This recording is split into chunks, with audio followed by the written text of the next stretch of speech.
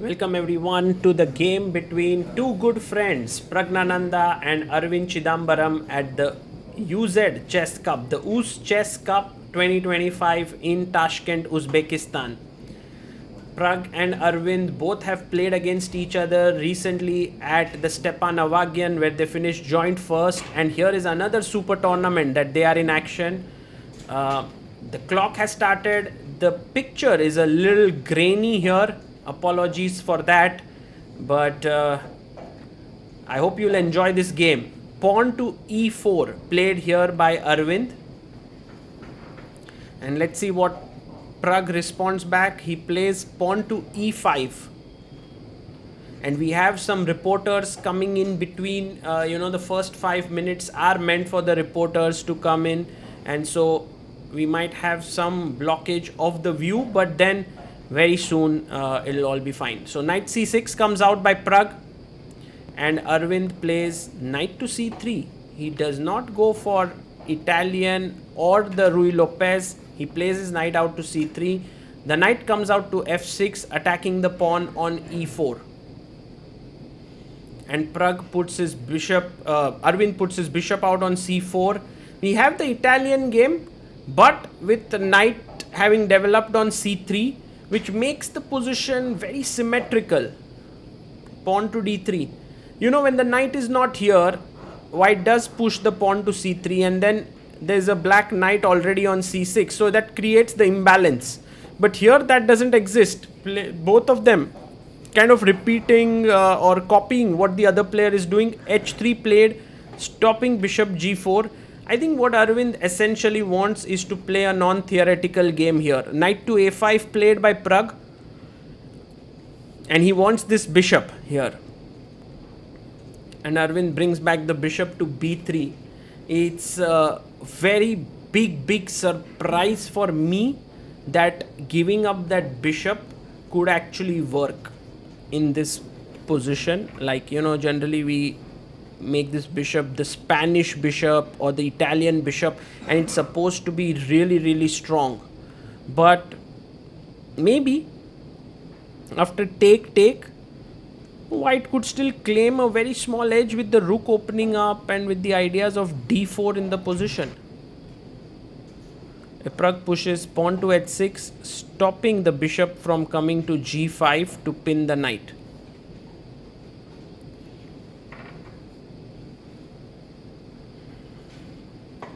And now Aravindh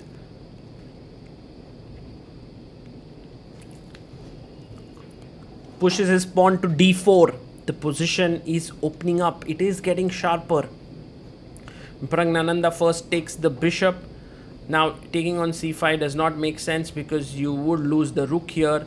So a takes b3 taken. And now you have to take on d4. Otherwise you lose a pawn here on e5. So takes, knight takes. And what can we say about this position? I personally think that this position is very interesting in the sense that white has slightly more space, well placed pieces, and black on the other hand is a little bit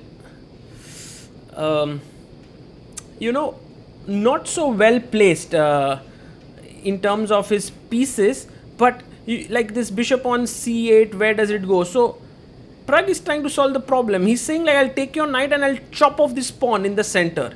If you want to keep it, you have to play f3, and perhaps f3 is not a great idea. Knight a2 played by Aravindh, attacking the bishop, and I guess bishop a5 or bishop c5.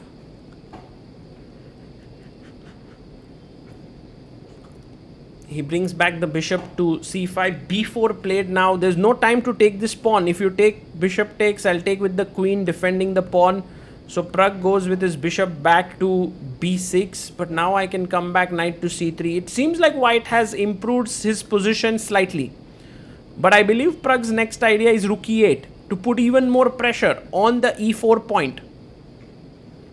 Yes, rook e8 played, attacking the e4 pawn with his knight. White knight is defending it. Queen comes to f3. increasing the defense. Can we increase one more attacker here? It's possible, but for now Pragg goes bishop d7.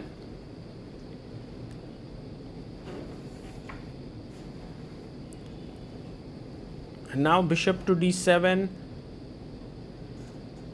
He plays rook f e1.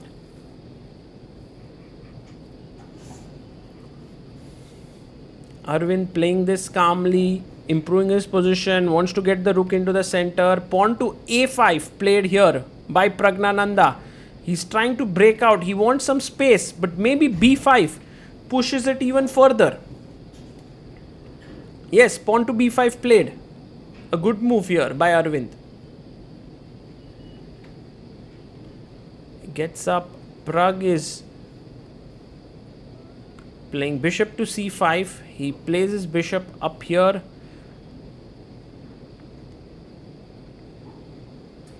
And I guess it's time to get your final piece into the game. Rook a d1. Although the rook is very active on the a file, he plays it to d1. And the rook stands opposite the queen. Pressure down the d file.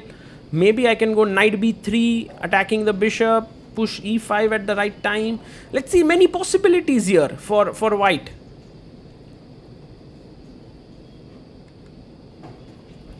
Pragg goes a4. He's trying to create play down the a file. Maybe a3 takes, rook a3, get the rook in. Bishop f4 played by Aravindh. Looking here. Maybe knight f5 next is what he wants to do. a3 played here. But this might not be the best move by Pragg, because now after b takes a3, let's imagine rook takes a3 if you take. Then there is knight to b3, which is very powerful, and if you move your bishop back, already e5 comes in, rooks open up, and this is not what you want. So he first takes the knight, which is the logical thing to do. Rook takes by Aravindh, and now Pragg takes the pawn. Rook takes a3. And maybe a very good idea is rook d3 here. Just block the pin and you are slightly better with ideas of b6. Instead goes b6 directly. Pushes the pawn, keeps pressure on these points. And the threat is b takes, queen takes, bishop d6, attacking the queen and the rook. So rook e6 played here by Pragg. A good move defending here.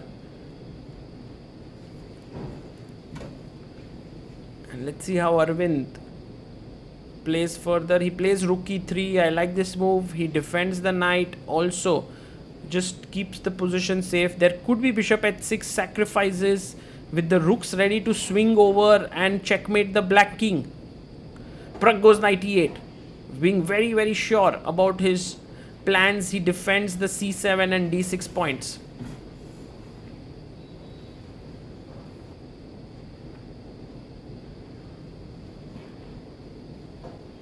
And so b takes c7 played.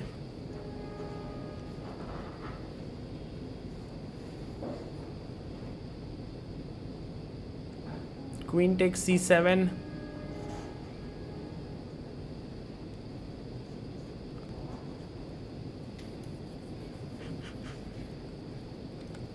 And rook comes to d3 here, trying to put pressure down on d6 pawn. It was also possible to jump in with knight d5 and attack here and here, but there would have been rook a3. So he goes rook d3. Pragg brings the queen up to c5. The pawn on d6 is very well guarded for now, 3 times. And there's also pressure down the c file. So although it looks visibly a very good position for white, black has his own trump cards.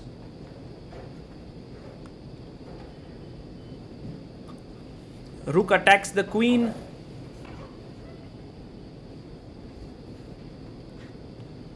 And I believe that the queen will go ahead. Queen c4. Just keeping an eye on all the squares in the position. And Aravindh brings the rook back. Is it a small sign of repetition that's coming in? Queen c5 played. it might be a good result for Pragg for sure, because he starts off with the black pieces. For Aravindh as well, not a bad result, considering that, you know, it's the first round and he's playing Praggnanandhaa. So queen c4.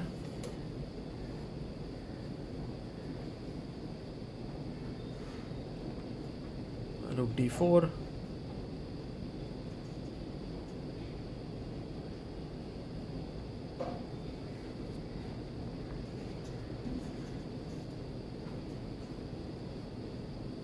Pragg comes back. And I think he'll play queen c5. Yes, he plays his queen back to c5. And I believe they will agree to a draw here. So a draw. And I think he says b6 was a bit too soon perhaps. And yeah, maybe he's right, because white did have something to play for there. But in the end, the way it turned out, it was nothing much. And the game ended in a draw. A solid start for both Pragg and Aravindh in Uzbekistan, and we'll be looking forward to more games from them.